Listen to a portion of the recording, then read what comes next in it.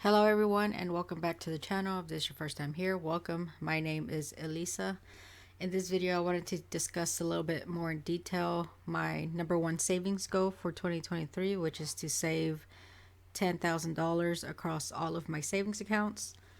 I mentioned it briefly in a previous video where I talked about my savings goal and my sinking funds. I believe that was 1 or 2 weeks ago that I posted that video. So I have three savings accounts. One, which I consider my main account, is attached to my main checking account. And for that account, I only have set a goal to save 1,200, and that's mainly because since it's attached to my main checking account, it's the one that I have the most access to. And a lot of times, if I do go over budget or something like that, I end up dipping into my main savings account. So I don't want to put too much money in that account just because I know that it's at risk for being taken out and not really saved. Um, and for this account, pretty much I have it to where I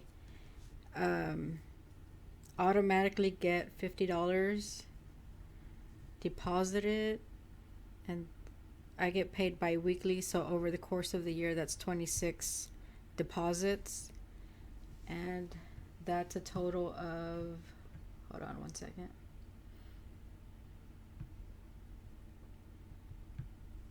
that's a total of 1,300. And I do have the savings goal 1,200 because I wanted to act on the side of what is it? I wanted to be more conservative with these numbers. Like, even with my other two accounts, I could save more, but I really want to be on the conservative side. The next account that I have is a high yield savings. And for this account, I have it set up to where I get $125 deposited there every pay period. So for that one, it's 3,250. And like I said, I'm erring on the side of being more conservative. So the savings goal I set for that account is $3,000 even. I'm pretty sure I can get the full savings in there because this account is really like set aside. Like, I'm not really actively engaging with it. I do check it occasionally just to make sure things, there's nothing missing out of it, but it's kind of like a set and forget. And then my third account is at a small local credit union, and it's gonna house most of my savings. For this account, I don't have a set amount that goes into it every pay period, but just generally speaking, it could get anywhere between 150 and $250 every pay period. Of course, if I miss a day of work and I don't have paid time off, it'll be at the lower end at the 150. And then if I go to work as I'm scheduled, which is usually 40 hours a week, then it might be up on the higher end. But the goal really is to get around the $200 mark. And if I'm able to do that, that'll be around 5,200. And I am going to be rolling over money from this year onto next year. So that's how I'm going to be able to kind of meet my $10,000 goal. Because obviously 5,200, it's a lot less than the $7,000 goal that I've set for myself. Um,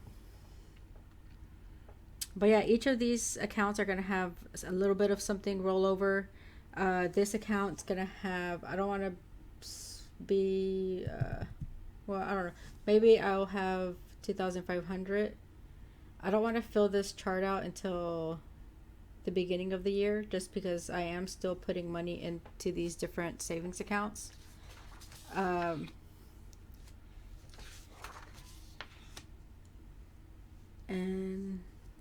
I should be able to save the $10,000, even if if this account, the main account is actually extra, because if I'm able to meet my savings goals for these two other accounts, then that's already $10,000.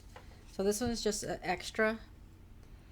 And yeah, that's all for this video. I want to talk a little bit more about my student loans, because I've decided to go ahead and start paying on those, but I think I'm going to do an entirely separate video just discussing everything in detail regarding my student loans. I've budgeted my first payment to go out next week. And so yeah, I'll be doing a video on that shortly. Thank you for watching. Until next time.